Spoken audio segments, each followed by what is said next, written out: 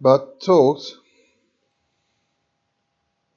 thus merciless in his lust and wrath, Mohammed knew well that for Constantinople to become such a seat of empire as his ambition desired,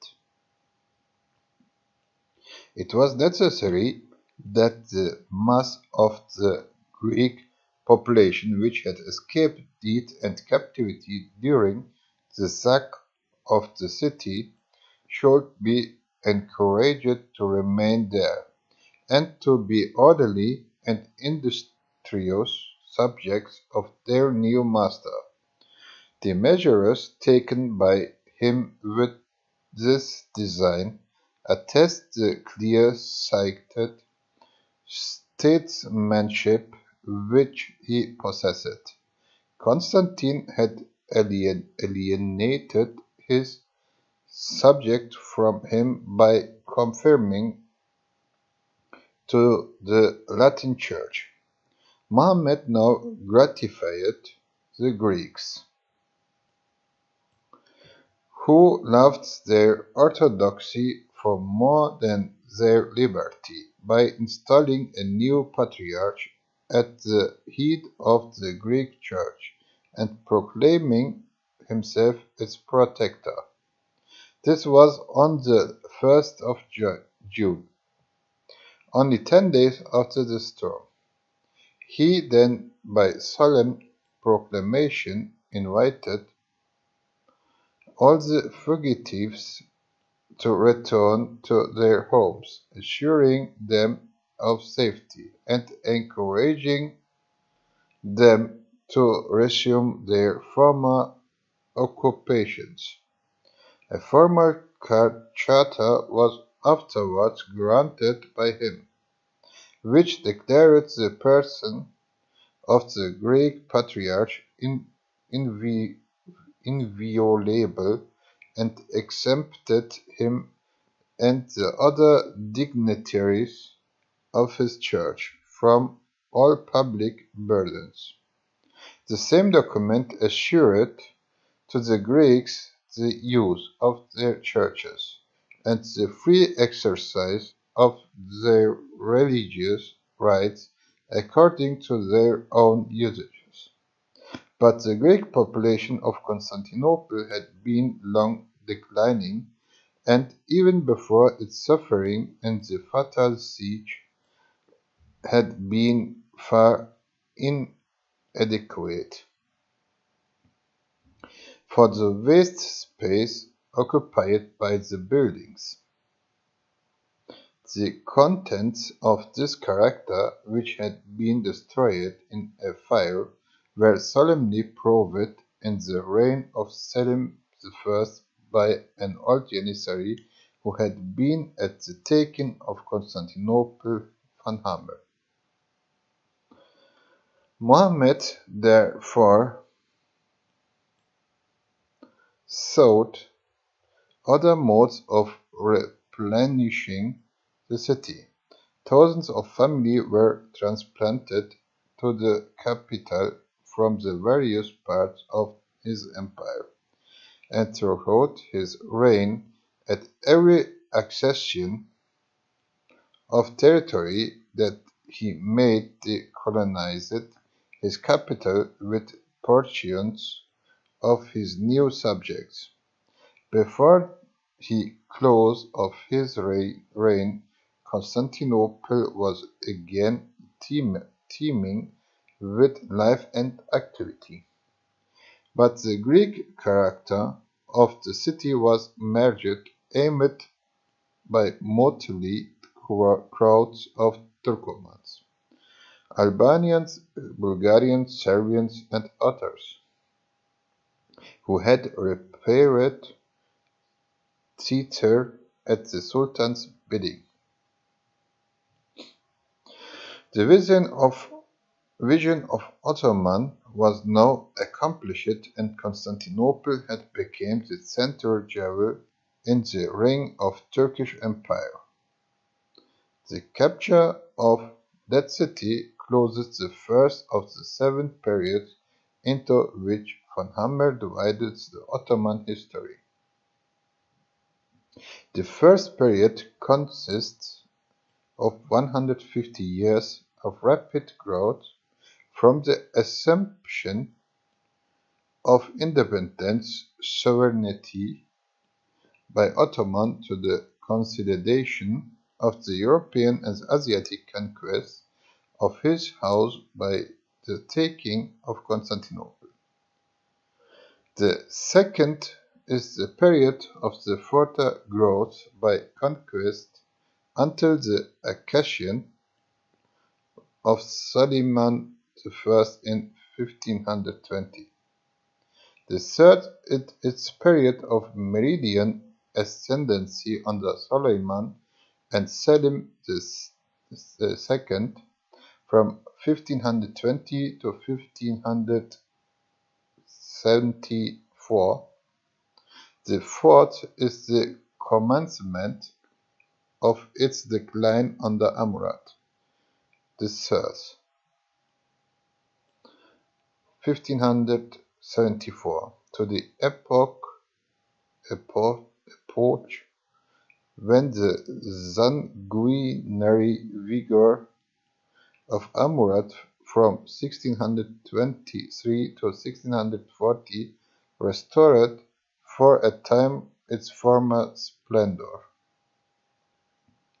The fifth is the period of anarchy and insurrection between the deeds of Amurad IV, 1640, and the ministry of the first Kupreli, 1656.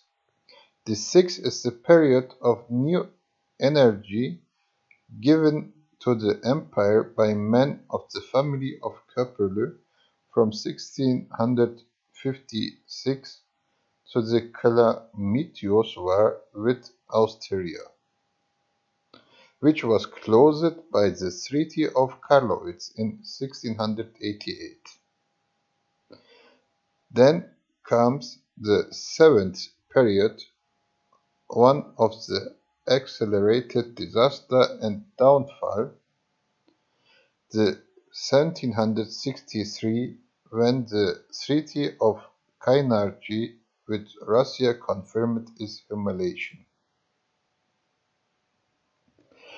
Mehmet II was but 23 years of age when he took Constantinople. Being 1 year older than Alexander was when he fought the Battle of the Granicus, and 3 years less than the age of Napoleon when he commanded at Lodi. The succession of wars and victories which filled the 30 years of Mohammed's reign might perhaps bear comparison with the exploits of the other two imperial conquerors whom he have mentioned, the fragments of the Greek Empire, which had lingered for a while unconnected with the central power of the emperor, were speedily subdued by the new ruler of Constantinople. The Peloponnese was conquered in 1454 and Trebizond in the following year. Serbia and Bosnia were completely reduced into Turkish provinces. The last Bosnian king and his sons surrendered to Mohammed on a capitulation which guaranteed their lives and which the Sultan swore to observe. Mohammed obtained a decision from the Mufti Ali Bestami, which declared that the Sultan's treaty and oath were not binding on him, as being made with unbelievers, and that he was at liberty to put his prisoners to death. The Mufti begged as a favor that he might carry his own opinion into effect by acting as executioner. The captive Bosnian king was ordered into the Sultan's presence and came with the treaty of capitulation in his hand. The Mufti exclaimed, "It is a good deed to slay such in fields," and cut the king down with his own sabre. The princes were put to death in the interior of the tent. The elder and better spirited of the Ottomans, who witnessed this treacherous murder, must have thought with shame how completely Mohammedan and Christian had changed characters since the days of the Amorat of Cardinal Julian. In Albania, Skanderbeg held out gallantly against the power of the Sultan, who in 1461 was even forced to accede to a temporary treaty which acknowledged Skanderbeg as Lord of Albania and Epirus. Hostilities were soon renewed, and the Turks gradually gained ground by the lavish sacrifice of life and treasure, and by the continued pressure of superior numbers, but thin breakwater which Skanderbeg alone formed against the flood of Mahometan conquests and the glorious resistance which Hunyadi's accomplished at Belgrade were invaluable to Western Christendom. They delayed for many years the cherished projects of Muhammad against Italy, and the victory of Hunyad barred the principal path into the German states. It was in 1456 that the Sultan besieged Belgrade, then regarded as the key of Hungary. Hunyad exerted in its defense all the fiery valor that had marked him from his youth up, and the skill and the caution he had acquired during martyr years. He was powerfully aided by the bands of crusaders, whom the efforts of Pope Calixtus and the celebrated preacher St. John Capristra brought to his assistance. The tidings of the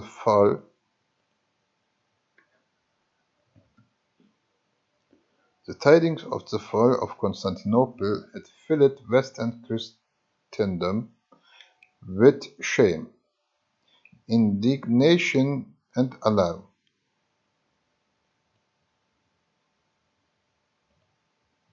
Formal foes, or warfare, for the rescue of the fallen city from the infidel were made by many of the chief princes, but evaporated in idle pregnance and unexecuted decrees. But when another great Christian city was assailed, and when it was evident that if Belgrade fell, Vienna and other western capitals would soon be jeopardy, religious zeal and patriotic caution were for a time active, and a large and efficient auxiliary force was led by Capistran in person to fight under the banner of Hunyad. Mohammed had been made overconfident by his success at Constantinople, and boasted that Belgrade would be an easy prize. His powerful artillery soon shattered the walls, and in a general assault on the 21st July 1456, the Janissaries carried the trenches and forced their way into the lower part of the town. But the Christians at Belgrade were numerous, were brave, and ably commanded. Capistran rallied the garrison. The Turks were repulsed from the upper town, and after 6 hours' hard fighting they were driven out of the portion which they had occupied. At this critical moment the martial saint, with the discernment of a great general and the fiery energy of a devout, sallied with 1,000 crusaders up on the enemy's batteries. Calling on the name of Jesus, while their panic-stricken enemies fled with cries of Allah, the Christians fought their way into the Ottoman camp, and captured the whole of the besiegers' artillery. Mohammed, indignant at the flight of his troops, strove in vain to stem the tide, and fought desperately in person against the advancing foes. With a blow of his sabre he struck off the head of one of the leading crusaders, but received at the same instant a wound in the thigh, and was obliged to be carried off his attendants. Furious at his defeat and disgrace, he saw, as they bore him away, Hassan, the general of the Janissaries, and overwhelmed him with reproaches and threats.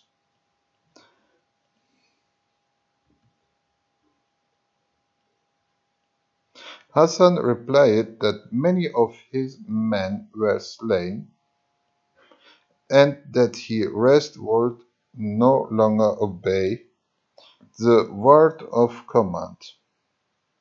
He then, before his sovereign's eyes, threw himself among the advancing Hungarians, and met a soldier's death.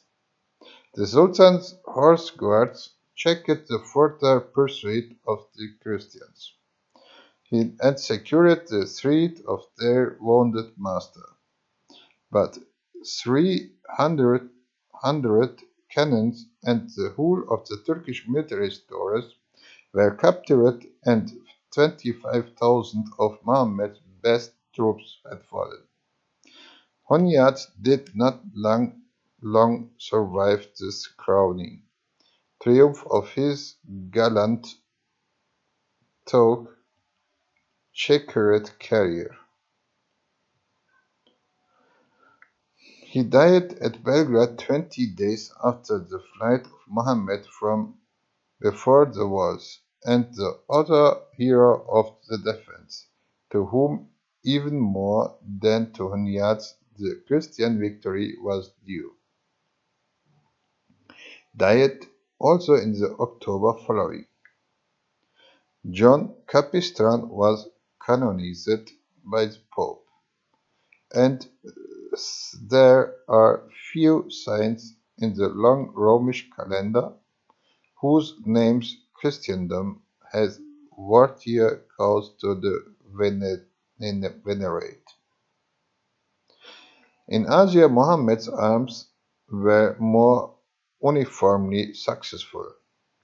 He conquered and annexed to his empire Sinop and Trebizond, and he finally subdued the princes of Caramania, those long and rancorous enemies of the host of Ottoman. The most important of all his conquests after that of Constantinople was the subjection of the Crimea in 1375 by one of the most celebrated of the Turkish captains, Ahmed surnamed Kedük, or Broken Nose, who was Muhammad's Grand Vizier from 1473 to 1477.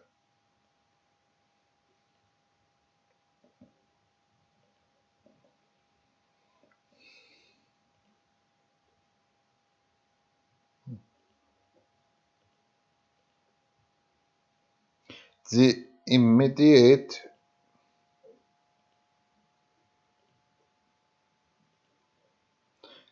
immediate causes of the expedition to the Crimea were the Sultan's hostility with the Genoese, who possessed the strong city of Kaffa in that country, and the entreaties with the deposed Khan of the Crim Tatars, addressed to Muhammad for aid against his revolted brothers. But it cannot be doubted that a prince of Mahomet's genius discerned the immense value of Crimea to the occupiers of Constantinople and the necessity of securing his dominions by its annexation. Ahmed Kedük attacked Kaffa with a powerful fleet and an army of 40,000 men. That city, then called Little Constantinople from its wheels and strength, surrendered in 4 days. The booty which the conqueror seized there was immense. 40,000 of the inhabitants were transplanted to Constantinople, and 1,500 young Genoese nobles were compelled to enter into the corps of Janissaries. The whole of the peninsula was speedily occupied by the Turkish troops, and the Crimean Khans were therefore for 3 centuries the vassals of Ottoman Sultan.